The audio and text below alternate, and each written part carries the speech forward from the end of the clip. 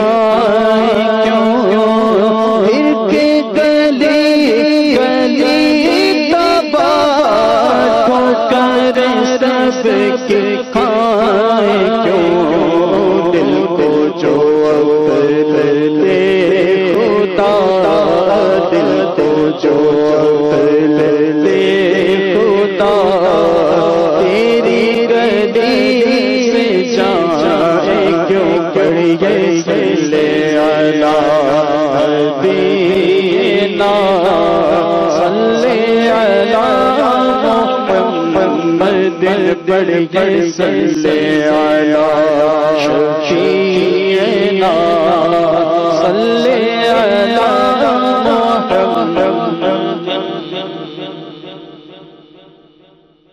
حاجیوں شہنشاہ کا روضہ دیکھو،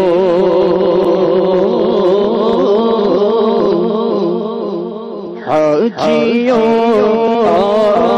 شہنشاہ کا روضہ دیکھو، حاجیوں شہنشاہ کا روضہ دیکھو، اب تو دیکھ چکے کعبے کا کعبہ دیکھو، اب تو دیکھ چکے کعبے کا کعبہ دیکھو، شہنشاہ کا روضہ، آب زمزم پیا خوب بجھائی پیاسے، آب زمزم پیا خوب بجھائی پیاسے، آؤ جو کوثر کبھی دریا دیکھو، آج جو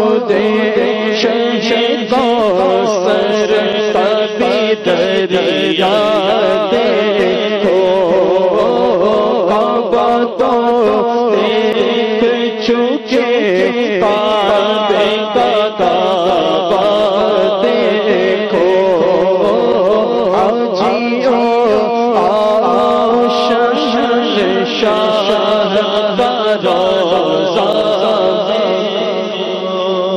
امام احمد رضا خان رحمۃ اللہ تعالی علیہ کا یہ کلام ہے، اور بڑا برمحل ہمارے وقار بھائی نے پڑھا ہے اس کو۔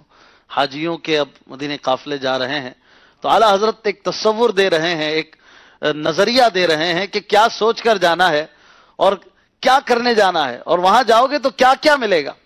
اس در پہ جا رہے ہو جس در کے صدقے میں کعبے کو یہ عزتیں ملی ہیں، جس در کے صدقے میں کعبے کو یہ عظمتیں ملی ہیں، کہ انہی کی تمنا تھی کہ کعبہ جو ہے وہ قبلہ بن جائے، انہی کی تمنا تھی کہ مسلمان اس کی طرف رخ کر کے نماز پڑھے، ان کی تمنا کے صدقے میں اللہ تعالیٰ نے اس کو ہمارا قبلہ بنا دیا، اپنی عبادت کی سمت بنا دی۔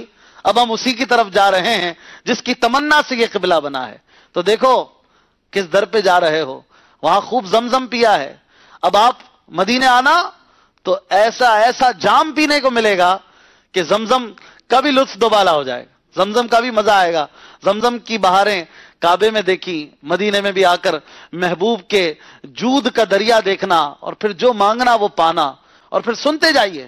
بالخصوص وہ ناظرین جو مدینہ منورہ میں ہمیں سن رہے ہوں یا مکہ پاک میں ہیں، اور کافی عاشقان رسول مجھے اطلاع بھی ہے کہ ان قریب اب مدینے جانے والے ہیں، تو اب اعلیٰ حضرت رحمت اللہ تعالی علیہ کے سکھائے ہوئے درس کو یاد کر لیجئے کہ کعبہ مشرفہ کی برکتیں لے کر اب اس در پہ جانا ہے جس در کے صدقے میں کعبہ معظمہ کو بھی وہ عزتیں، وہ عظمتیں حاصل ہوئیں۔ اعلیٰ حضرت مزید کیا فرماتے ہیں؟ آب زمزم پیا خوب بجھائی پیاسے، آب زمزم پیا خوب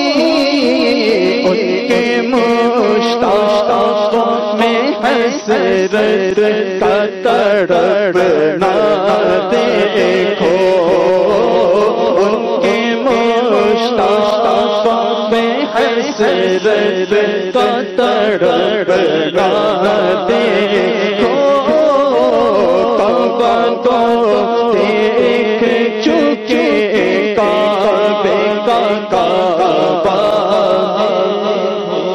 خوب آنکھوں سے لگایا ہے غلاف کعبہ، خوب آنکھوں سے لگایا ہے غلاف کعبہ، قصر محبوب کے پردے کا بھی جلوہ دیکھو، قصر محبوب کے پردے کا بھی جلوہ دیکھو، کعبہ تو دیکھ چکے کعبے کا کعبہ دیکھو۔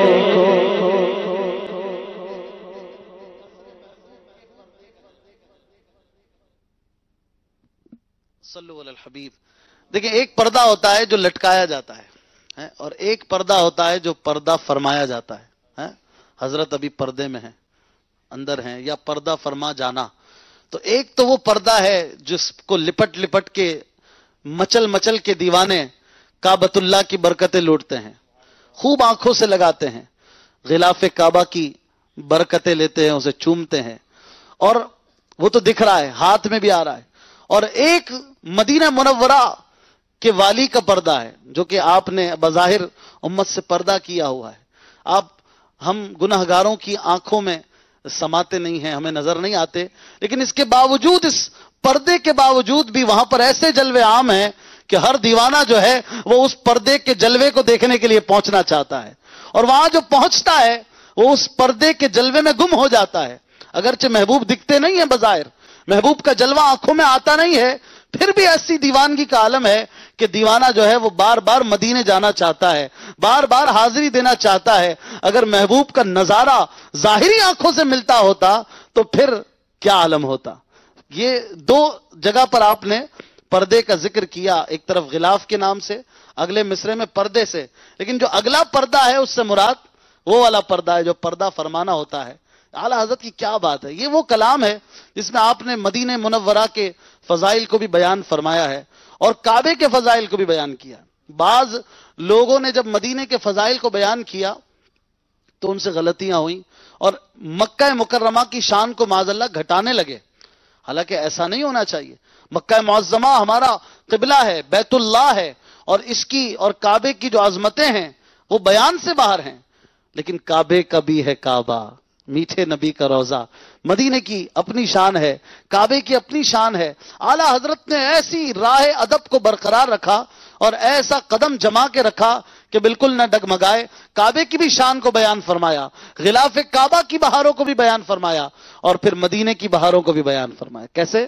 خوب آنکھوں سے لگایا ہے غلاف کعبہ، خوب آنکھوں سے لگایا ہے غلاف کعبہ، قصر محبوب کے پردے کا بھی جلوہ دیکھو، کعبہ کو دیکھ چکے کعبے کا کعبہ دیکھو، حاجیوں شان شاہ کا روزہ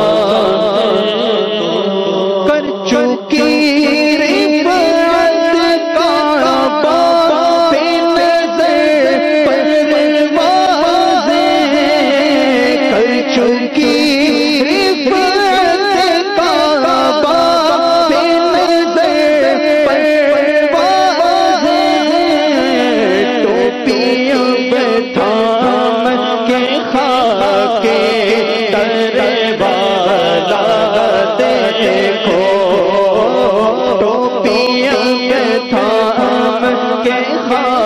کے دربارہ دیکھو کعبہ تو دیکھ چکے کعبے کا کعبہ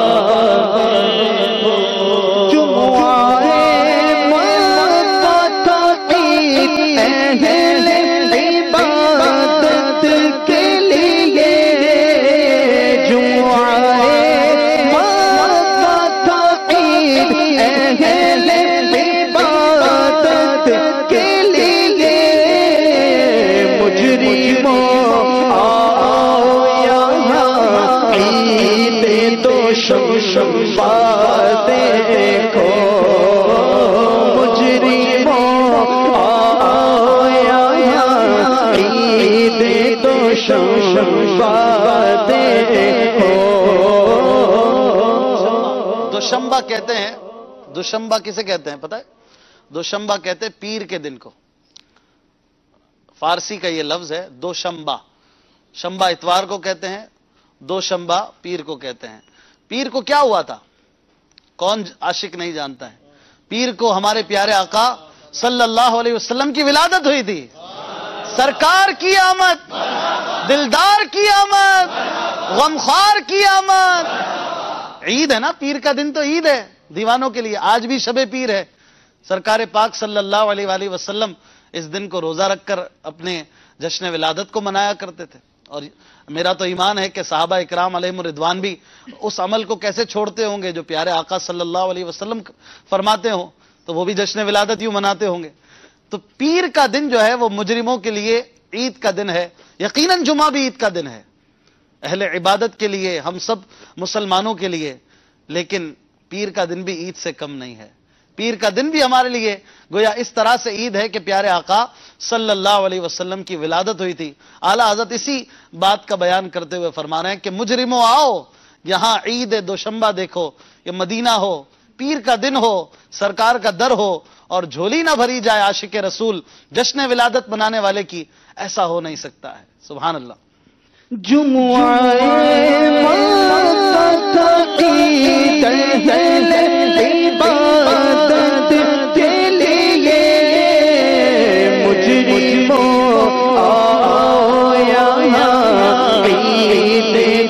شمبا دیکھو کعبہ تو دیکھ چکے کعبے کا کعبہ ملتزم سے تو گلے لگ کے نکالے ارمان. ملتزم سے تو گلے لگ کے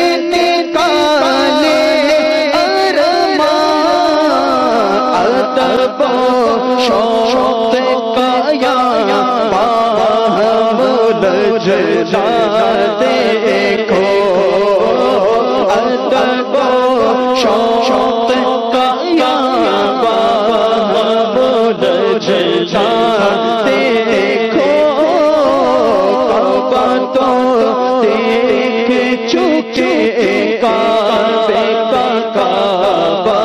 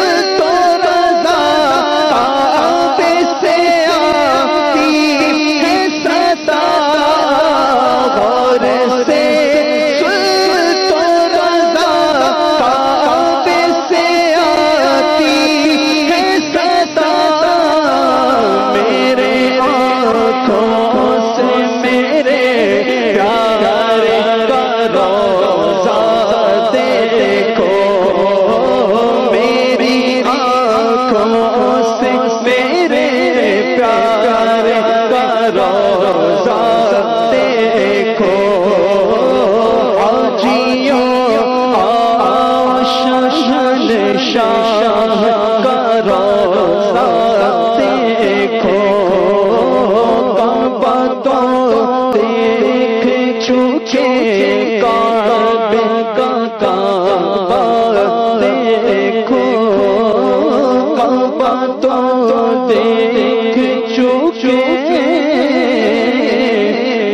काबे का